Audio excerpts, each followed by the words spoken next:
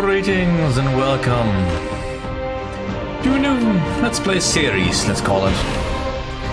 Welcome to Let's Play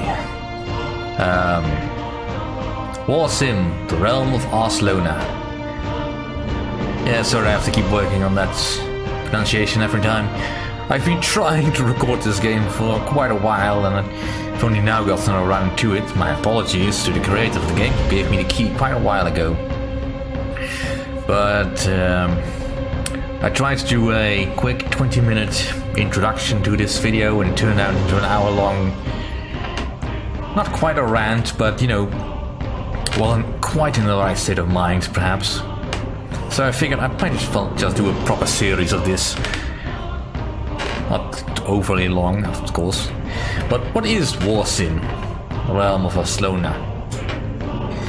It's essentially a kingdom simulator using a ASCII art style, which, you know, has its own charm.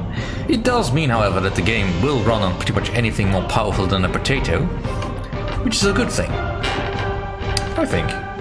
And overall, it's a very competent little kingdom simulator, and well, this being a kingdom simulator, it's right up my alley, because I like simulating kingdoms and potentially not ruining them.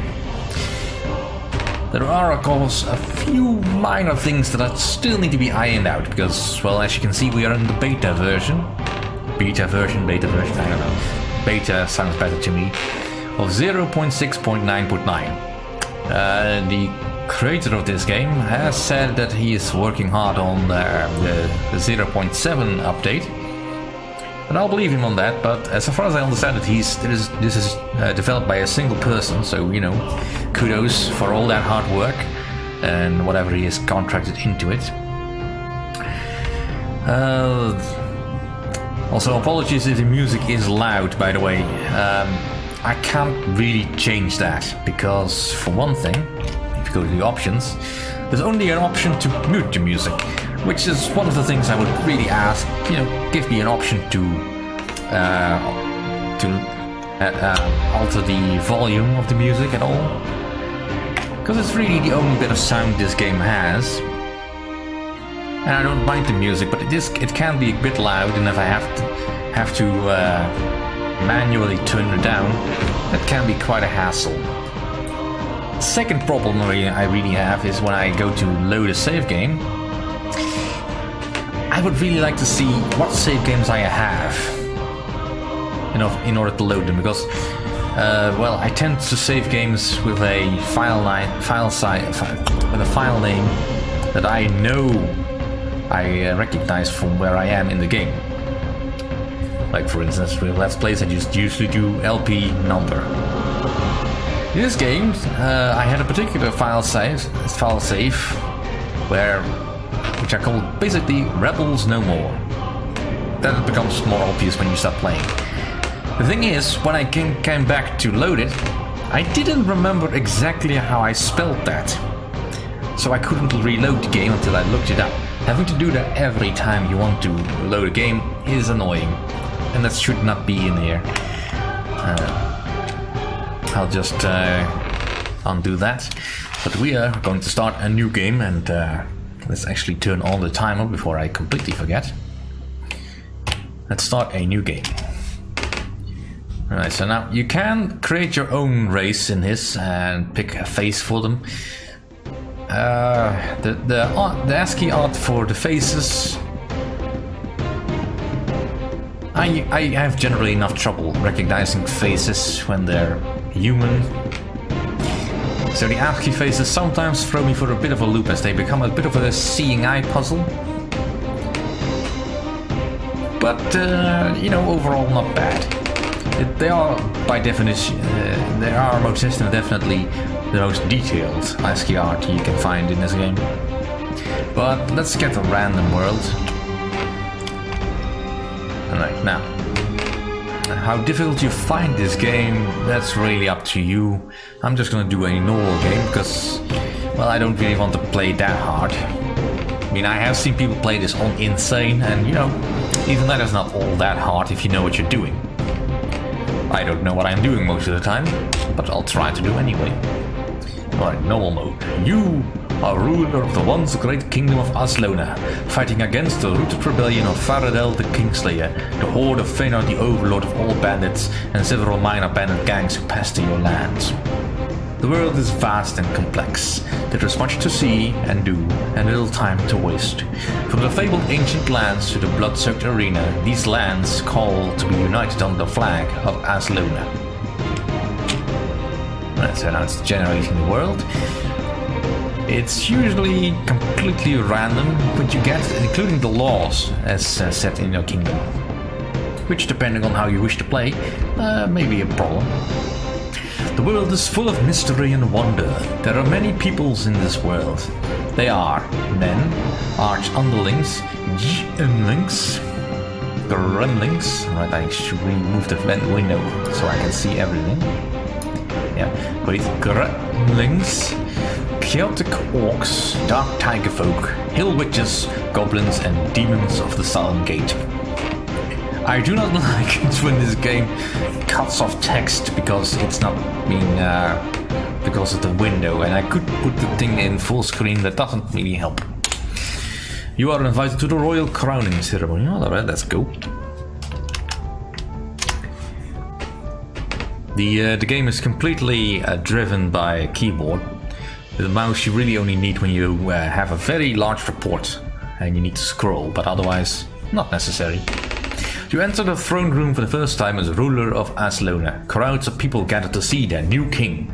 So you take a moment to observe the room of the High General of Aslona approaches. Gordon Pikener, I hope you are well, my lord. I shall crown you as the one true king of Aslona. You gained this title by combat as the bandit army fought into the capital and killed our previous king. You rule now surrounded by foes, but I, not one of them. Right, so that's random every time. Right, I'm a usurper. Yay! I crown you as king of Aslona. Long may you reign. My king, now that you are crowned, you may speak to Old Kroll if you wish for any tutoring on matters of the realm. If you are unsure of what to do, I would highly recommend it. Though if you would like to discuss it later, you may do so by ever returning to the throne room. I'm gonna keep doing that. Now I'm gonna skip this, I don't need a tutorial. And this is the main game screen.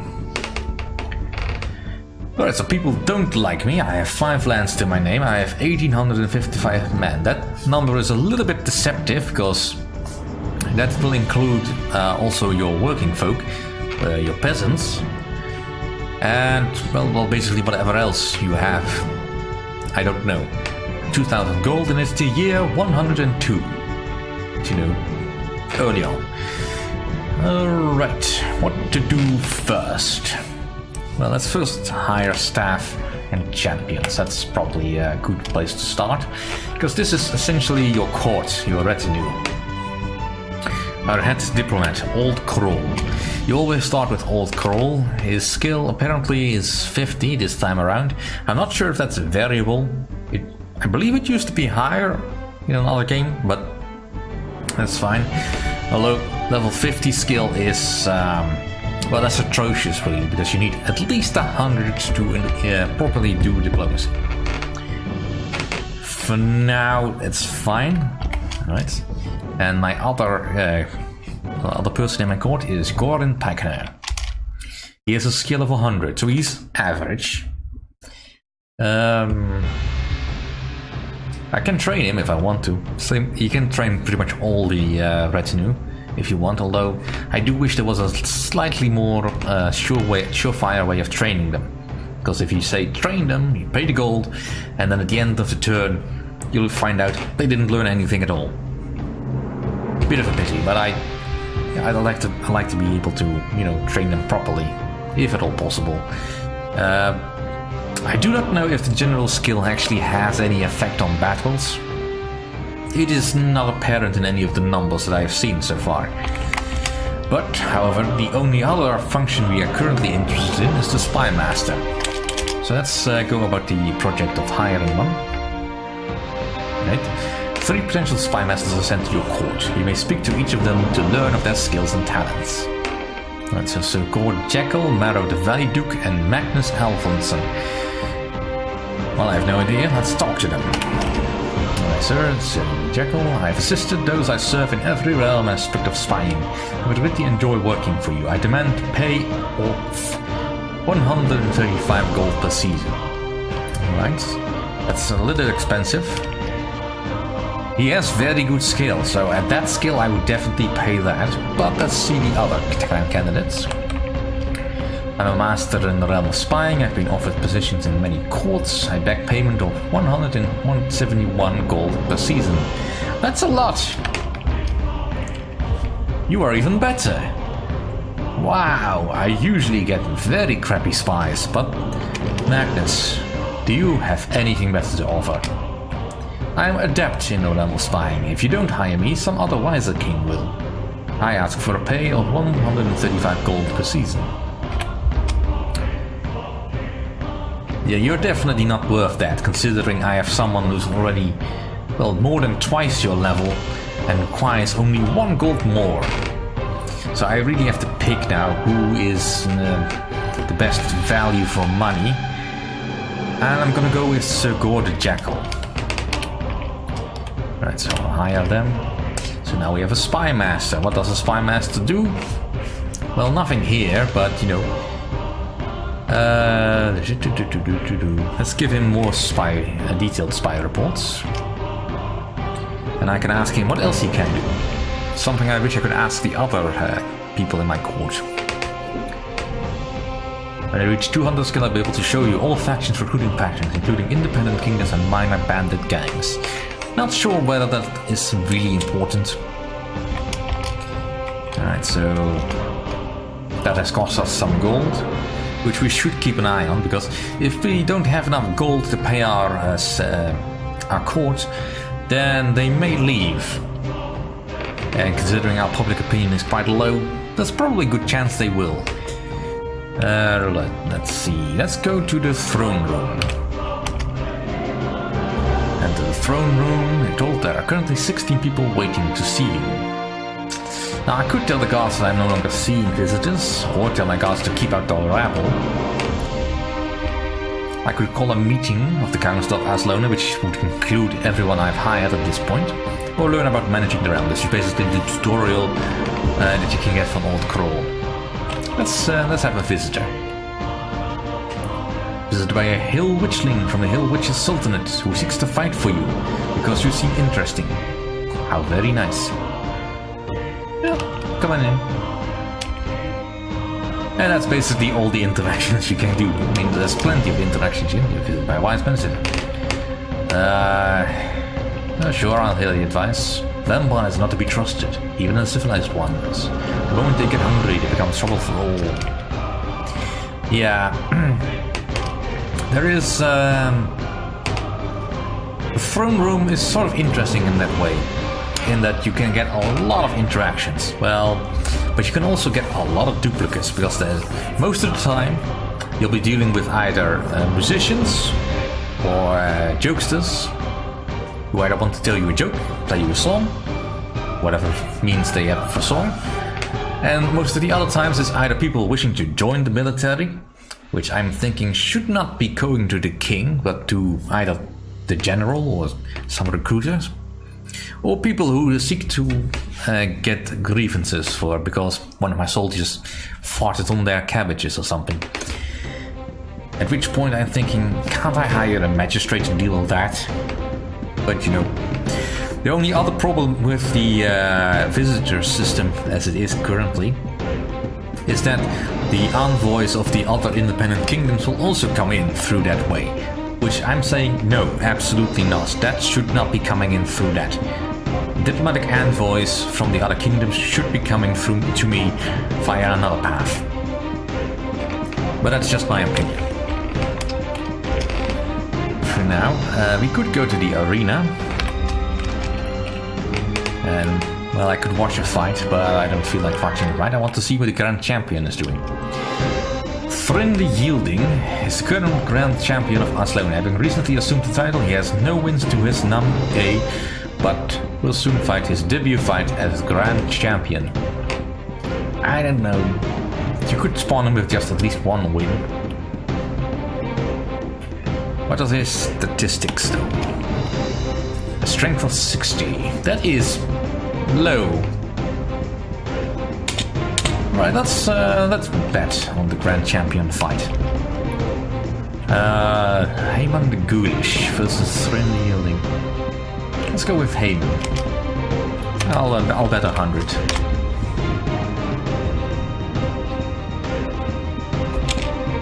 Alright, well, apparently you don't have money yet, so fine. I need one. Well, it doesn't matter. Yeah.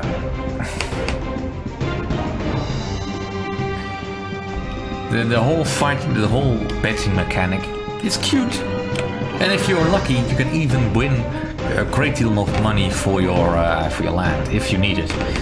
Personally, I'm really averse to betting because I tend to not get very good odds. And while I can see, for instance, the stats of the Grand Champion, I would very much like to see what the opposing party is actually about. Now, I get that they want to obscure it a little bit because, well, that makes it more interesting.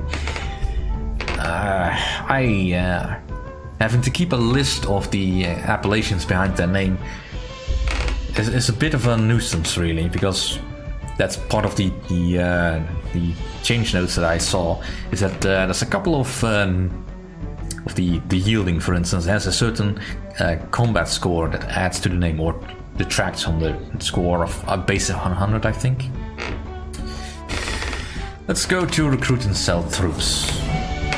Selling troops feels wrong for some reason, but you know, it's fine. Alright, so because I took this kingdom over as a bandit lord, the bandits are free men under my rule. Yay for them, I suppose. I could hire peasants. Peasants really only serve the purpose of farming the lands, which yields me some income for the harvest, which is a little bit iffy at the start because the harvest can just as easily fail completely and yield you nothing, which can be a problem. Knights will train up peasants into soldiers, but of course I can also hire soldiers from the local guilds and forts, so let's do that. Right, so I could afford 37 of them. I'll buy 30. Which pretty much wipes out all my gold. Alright, we can go a little bit longer. Let's see, let's arrange diplomacy. That's probably also interesting to do. Now I can have a look at the rebels, because of course we kicked out the old king. Someone has gone up in rebellion. Now the rebels actually don't dislike me all that much, surprisingly. Usually you'd think this faction relation would be minus 100. The rebels apparently are more or less okay with me. They have 1800 men again. That number is a little bit deceptive because that includes peasants on their side as well. They have 6 lands, so 1 more than me. So about the level rebels. The rebellion is considered a true Aslona, fighting against your rule as the bandit usurper. They will not rest until you are dethroned and the true blood of Aslona can resume power. Yeah, but being called Faradel the Kinslayer doesn't really inspire all that great confidence about the true blood of Aslona, now does it? Faradel the Kinslayer was a noble prince of Aslona, nephew to king you killed. He names you as the usurper and will not rest until you are no more, and he has vengeance for his uncle's death. Well, ain't that just peachy? I can't see what his troop strengths are because he's basically got the same troops as I, which I know is that the peasants have 50 combat strength, soldiers have 100, and knights have 150, which can be modified through, you know, items you can find in the world or buildings you can upgrade, but upgrading buildings is quite expensive. Alright, let's see. The bandit horde speaks for itself. I have no real problems. The Goblin Kingdom of Kurt and Iraq are basically just, you know, Goblin Kingdoms. They're not all that interesting to me. They may raid me for money. Most of the time I just don't bother with them because they're just not really worth messing with. You know, short of just taking their lands and making it mine, if I want to do that. But as long as they exist, I could just get goblins to join my army, if I have the policy set for that. But the most important part here is the independent territory. Now my head diplomat, again, you can see, is not really good enough to speak with the goblin clans. But let's have a look at the independent territories. Now, it's using, luckily, a color scheme that is somewhat readable, although it has also on occasion used a very dark blue, which is nigh unreadable against a black background. I really wish there was either a different highlight so I could see it better, but you know. So we have all independent kingdoms, none of which seem to be at war with me, I hope. Oh no, this one is at war because I can offer peace. Let's see the troop tree for the lost dynasty of Komol of the Arch Underlings. Right, so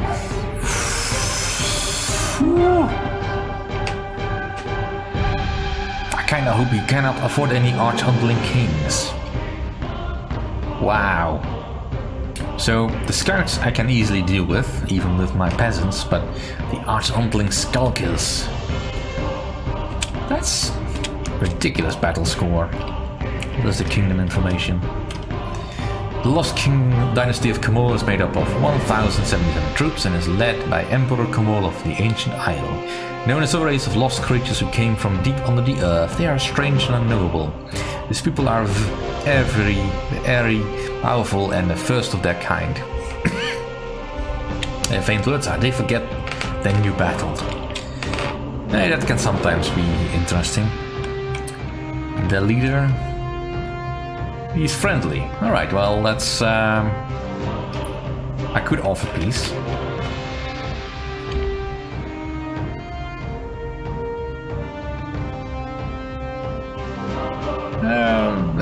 I'll have to reject that because I don't have the money. And he didn't like that I rejected him. Well. How about the Purple Clan of Panther? Great Gremlins, I can't do any diplomacy because my diplomat is useless. But I can see his troops. Right, so Gremlins are not all that dangerous. Only the Great Gremlin Chief is dangerous. The rest I can take with my army. Although they do have much more than me. Alright, how about the elite city-state of Kulkork? Chaotic orcs, which apparently I can do trade with because they don't mind me. Alright, trade agreement. Yeah, alright, that makes money, so yay, we have trade. I can also ask for an alliance, I think. I'm not sure he will.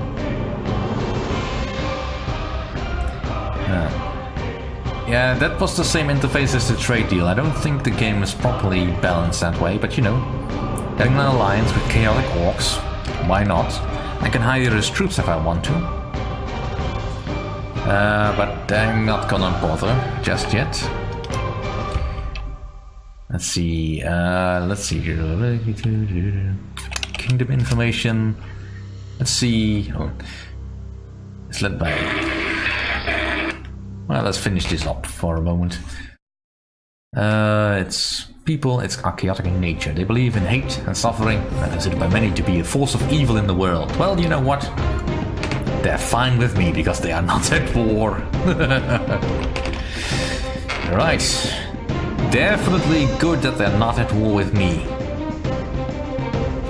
Phew. I'm gonna keep them as friends. Right, they're allied with me. Just quickly go to the United Tsardom of Fiduzur. The Dark Tiger Folk, we are at war with them. They are... No, they're pitiful. Pitiful! I'm not gonna bother with making peace with them. They are to be conquered. Pitiful. Right, and the Hill Witches Sultanate. We are also at war with them. You know, I'd like to have some more friends, although they don't seem to have all that many units. Yeah, their skill in battle isn't all that much better than mine. I could probably overwhelm them. I think I will. I think I will. Right, well that's the diplomacy. I've got all my men, I've got my lands, I've got the public opinion. And you know what? This episode has probably gone on long enough. Next episode will probably end the turn. Thank you for watching.